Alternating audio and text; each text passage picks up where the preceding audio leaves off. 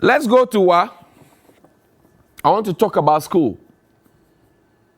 There's a classroom blog that was brought to my attention not so long ago.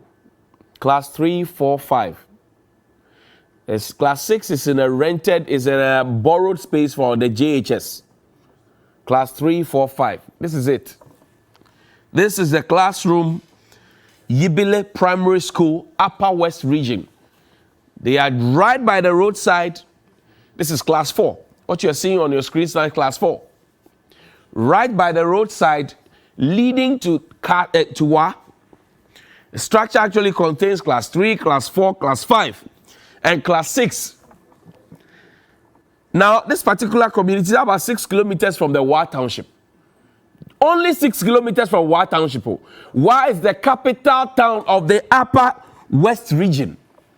Wa is the capital town of the Upper West Region. We used to have 10 regions, now we have 16 regions. And Wa is a very prominent place. Only 6 kilometers away from it. Yibile Primary School. Yibile Primary School. And this is it. Look at the blackboard. Look at the Formica board.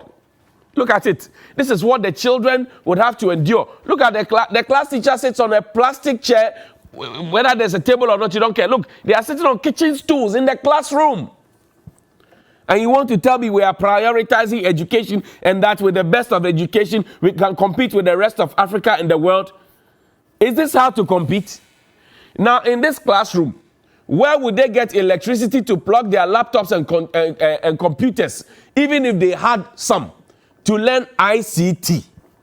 We say technology is the next problem. We want to do science, STEM.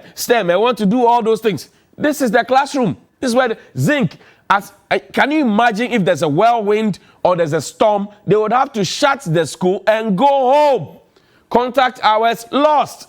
This is in Ghana, 21st century. Akufo-Addo's Ghana. Dr. Nkrumah's Ghana. President Mills's Ghana. Kufuor's Ghana. Rawlings's Ghana. Mohammed's Ghana. This is it. Class 4. So what kind of patriotism can you demand from these youngsters? What kind of patriotism can you demand from them and say that, oh, they should compare themselves with children from Christ the King or St. Teresa's here or St. Nicholas here or Prince of Peace there or Graceland here? What kind of patriotism? Look at it. Look at the school compound. The teachers bring motorbikes to school. Understandable because the road is terrible. But the classroom, this is it. Whether it's a residue of a chopped bar, a leftover weed smoking joint, or whatever it is, you cannot know. Now, do they have the full complement of teachers? This issue has lingered on since year 2000. I'm saying that we cannot fix all our problems at once, but 2000 up until 2021 is too much. And it shows that as a country, our priorities are not right. Our priorities are not right. Yibile Primary School. Let's put the name there. Yibile Primary School. Yibile Primary School. It is in the Upper West Region. This is it. There's a sub-metro director of education who go to work.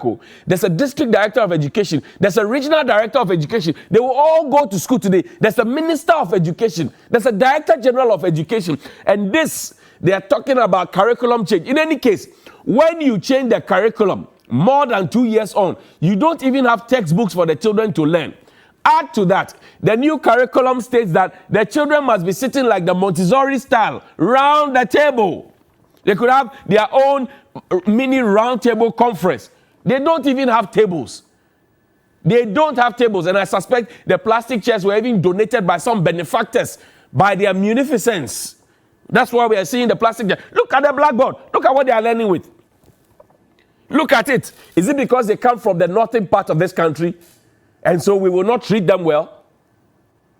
Don't their parents vote? Don't their parents pay taxes? Don't their uncles serve the country in many different ways, and their aunties? We have had a president from all the way up north, Dr. Liman, and we saw the work Dr. Liman did. John Mahama, Alhaji Aliu Mahama. We have had so many of them. We have had key persons from the northern region serve us in this country. So how is it that we are sharing the national cake and we decide to take people like this out? How? Yibile Primary School is in the Upper West region. It is under a shed. This is so sickening. It's so heartbreaking. It's heart-wrenching. And it's so sad. 21st century. 21st century. This is what we have. Class 4. Then they will sit in this, go to class 5, and move on to class 6.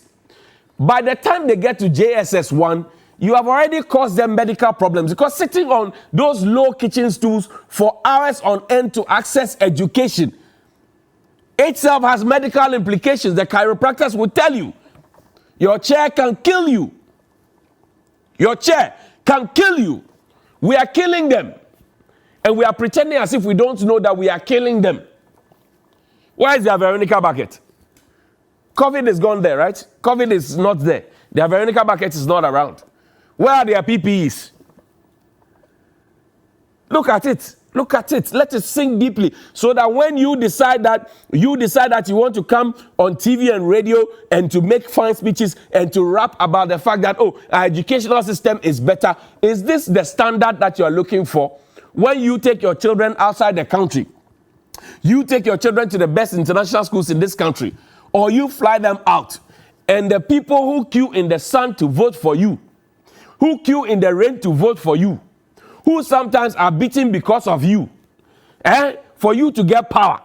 Those whose taxes feed you, buy free fuel, give you security guard, give you a house, give you food and everything else, their children are sitting under sheds and they are learning. When you go to bed to sleep, do you sleep with all these things? When you go to bed to sleep and you see children of Yibile Primary School, and I'll bring you a lot more schools, Yibile Primary School in the Upper West region, when you go to sleep, do you sleep?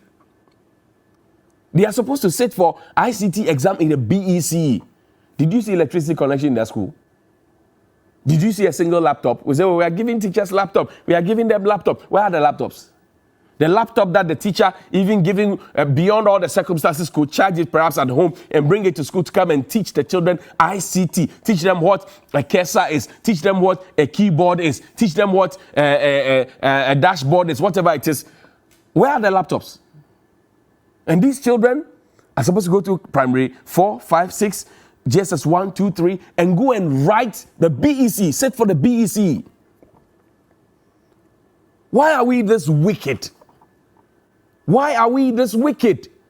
If this were happening to your child, boss, madam, if this were happening to your child, and your child is subjected to this, your child, can we finally show this before we wrap up? Your child is subjected to this, learning under this condition or in this condition, under a shed, a madhouse, under a shed, a madhouse. If the storm comes in, there's a whirlwind, whatever it is, the children will have to go. They'll have to go. Whether they like it or not, school, yapong school, no? Think about it. Today is Friday. Before you start thinking of spending weekend somewhere in a getaway and spending unnecessarily on slave queen, think about it, that you have a duty. Can you imagine that if all the big men in that community, for example, were donating just one desk and a few cement blocks and a few bags of cement and some iron rods to make sure that this school is properly done to the standard of the schools in the cities and big towns? You think the children will not be happy? So that in the next 10, 15, 20 years, we can demand patriotism from them and we are sure to get it. They won't have to travel outside because they say, when I was in need, what did my country do for me? I want to know who's baking the national cake. They deserve a portion of the national cake. They deserve a portion of the national cake. The children, they deserve a portion of the national cake. Good morning.